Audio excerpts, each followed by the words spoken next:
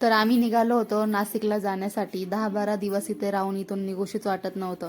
कसं बसं मनाला सांभाळून म्हटलं आता चला नाशिकला तर जावंच लागणार आहे आपल्याला, कारण आपले कामधंदे तिकडे आहे. तर इथं आजींचा आशीर्वाद वगैरे घेऊन आम्ही निघालो नाशिकला जाण्यासाठी. तर म्हटलं चला, तर रिक्षा पण आम्हाला भेटतच नव्हती. रिक्षानी पण आमचा एवढा टाइमपास केला ना, कधी बस रिक्षाने तर केलाच केला, पण बसनी पण केला. बस पण आम्हाला भेटतच नव्हती. शेवटी 1.5-2 तास उन्हामध्ये उभं राहून आम्हाला बस भेटलीच.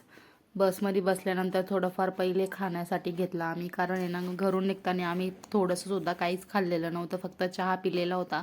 आणि त्यानंतर डुग्गू पण होती. म्हटलं रस्त्याने डुग्गू रडण्यापेक्षा म्हटलं तिला आधीच आहे ना थोडंफार खायला काहीतरी घेऊन ठेवलं, म्हणजे ती झोपेतून उठल्यानंतर मस्त खाईल.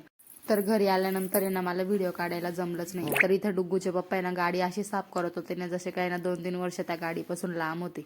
इथं स्वयंपाक वगैरे करत होती मी, तर डुग्गू खेळत होती मस्त. डुग्गू रडतच होते, तिला काय करमत नव्हतं आज इकडे, कारण तिकडची सवय पडली होती इतक्या दिवसापासून. तर मग ठीक आहे, भेटू उद्याच्या ब्लॉगमध्ये. बाय.